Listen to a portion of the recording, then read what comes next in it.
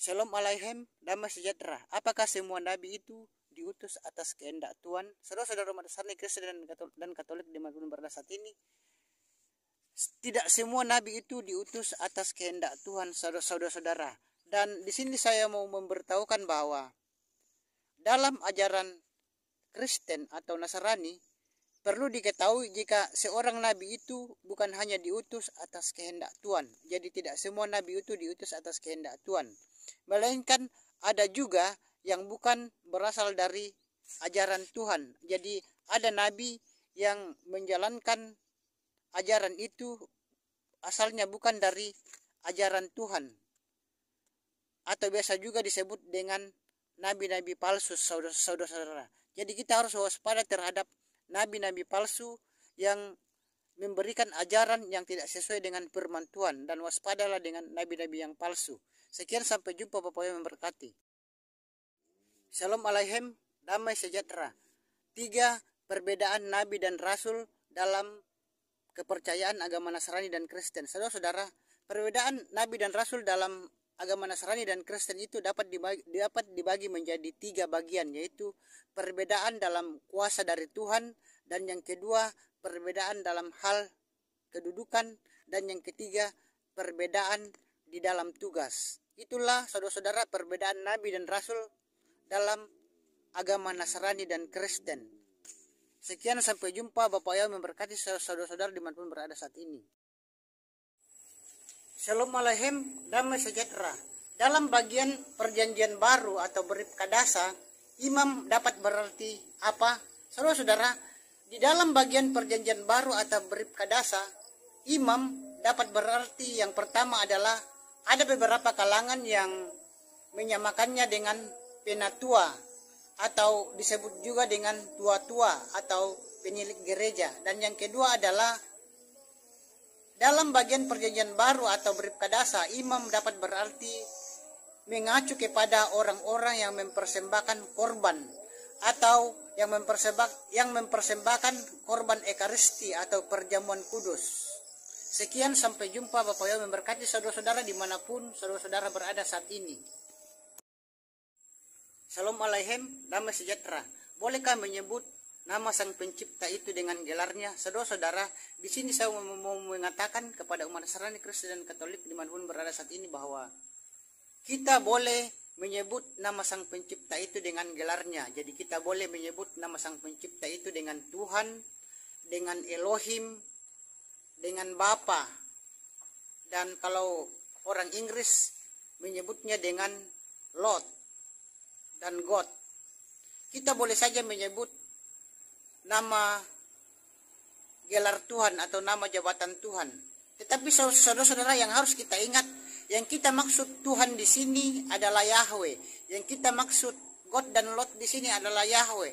Dan yang kita maksud Elohim dan Bapa di sini adalah Yahweh. Jangan maksud Tuhan Elohim, God, Lord ini dengan Allah atau nama sesembahan yang lain, itu salah. Sekian, sampai jumpa. Shalom Aleichem, damai sejahtera. Perbedaan tempat kelahiran Isa dan Yesua. Saudara-saudara, tempat kelahiran Isa dan Yesua itu berbeda. Kalau di Islam, Isa lahir di bawah pohon kurma.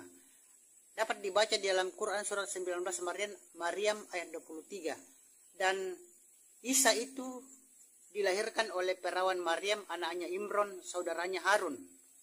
Dapat dibaca di Quran surat 66 At-Tamrin ayat 12. Sedangkan saudara-saudara, Yesua Hamasya itu lahir di Migdal Eder, kandang domba. Dapat kita baca di Lukas 2 ayat 7. Dan Yesua Hamasya itu lahir oleh perawan Maria, anaknya Eli. Dapat kita baca di Lukas 3 ayat 23. Itulah perbedaan tempat kelahiran Isa dan Yesua. Sampai jumpa. Shalom Aleichem, damai sejahtera. Yesua Hamasya, penyambung lidah Elohim. Saudara-saudara dimanapun berada saat ini, Yesua Hamasya itu penyambung lidah Elohim atau penyambung lidah Tuhan. Jadi saudara-saudara, karena Yesua Hamasya itu penyambung lidah Elohim atau penyambung lidah Tuhan, jadi Yesua juga itu disebut dengan nabi, saudara-saudara. Karena penyambung lidah Elohim. Dan saudara-saudara, di kitab suci kita dapat kita baca bahwa Yesus itu penyambung lidah Tuhan atau Elohim. Dapat kita baca di Yohanan 15 ayat 5 dan Lukas 4 ayat 43. Dan saudara-saudara, masih banyak lagi ayat-ayat yang mengatakan bahwa Yeshua Masa itu penyambung lidah Elohim atau penyambung lidah Tuhan. Dan sekian, sampai jumpa. Bapak Yahweh memberkati kita semua dimanapun kita berada. Sekian. Shalom Aleichem, damai sejahtera.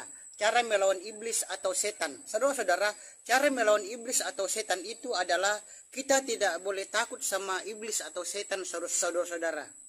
Kita harus berani melawan setan atau iblis tersebut. Karena kalau kita takut sama setan atau iblis, maka setan itu atau iblis itu tidak akan menjauh daripada kita.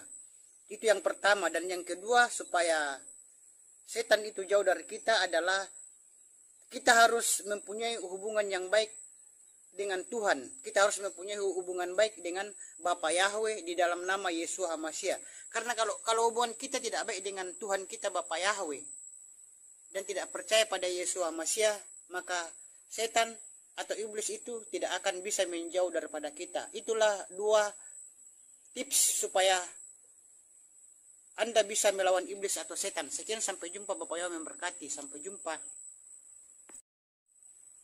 Shalom Aleichem, damai sejahtera. Bunyi 1 Petrus 5, 8 dan 9. Bunyi 1 Petrus 5, 8 dan 9 berbunyi, sadar dan berjaga-jagalah, lawanmu si iblis berjalan keliling seperti singa yang mengaum dan mencari orang yang dapat ditelannya. Lawanlah dia dengan iman yang teguh, supaya setan gemetar dan takut pada Anda. Milikilah iman yang teguh. Itulah saudara-saudara 1 Petrus 5, 8 dan 9. Dan saudara-saudara harus miliki iman yang teguh. Dan saudara-saudara, iman sebesar biji sesawi saja bisa membuat setan takut dan gemetar. Sekian saudara-saudara, sampai jumpa. Bapak Yahweh memberkati saudara-saudara dimanapun berada saat ini. Sampai jumpa. Shalom Aleichem, damai sejahtera. Berhala menurut versi Islam. Saudara-saudara dimanapun berada saat ini, berhala menurut versi Islam atau kepercayaan Islam adalah apapun yang disembah selain Allah itu namanya berhala. Itulah berhala menurut versi Islam, saudara-saudara. Jadi kalau selain Allah itu, selain nama Allah itu, semuanya itu, nama-nama yang lain itu adalah berhala, saudara-saudara, menurut versi Islam, menurut Al-Quran. Lain lagi dengan versi Nasrani, Kristen, dan Katolik. Kalau menurut versi Nasrani, Kristen, dan Katolik, apapun yang disembah selain Yahweh adalah berhala. Jadi itu menurut versi Nasrani, Kristen, dan Katolik. Jadi versi berhala menurut Nasrani dan Islam itu berbeda. Sekian, sampai jumpa. Bapak Yahweh memberkati. Shalom Aleichem, damai sejahtera. Apapun yang disembah selain Yahweh itu berhala. Saudara-saudara, apapun yang disembah selain Yahweh itu namanya berhala.